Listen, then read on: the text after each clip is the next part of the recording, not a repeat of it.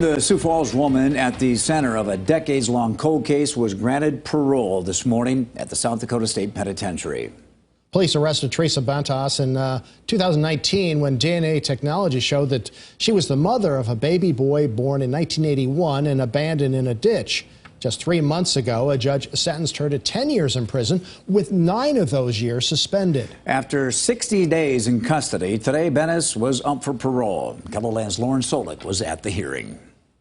It was an emotional morning for Teresa Bentaas as an 8-member panel questioned whether to grant her parole or wait for her prison term to end in July. Simply isn't anything to be gained by keeping her in the penitentiary other than this issue.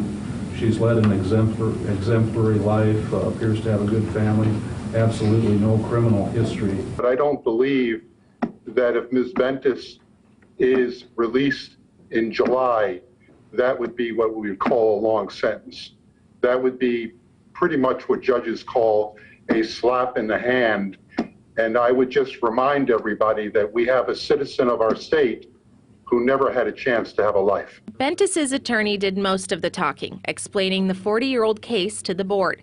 Bentaas spoke just once when asked if baby Andrew was alive when she left him on the edge of a farm field in the winter of 1981. When I looked at him and he was lifeless, he was white, he wasn't kicking, he wasn't screaming, he wasn't crying. Part of the board's decision was based on the short sentence handed down by Judge Bradley Zell in December. Judge Zell could have sentenced her to 60 days in prison and knocked her right out, but I suspect he didn't do that because he wanted to see how she handled the slamming of those big steel doors. She's somebody who has a bunch of treatment and programming needs, and that's what Judge Zell knew, that this wasn't a rehabilitation sentence.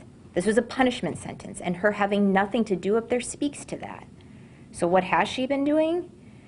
She's been doing her best to keep her head down, to get through each day. When parole was finally granted, the 60-year-old mother and her family left the room in tears while embracing one another.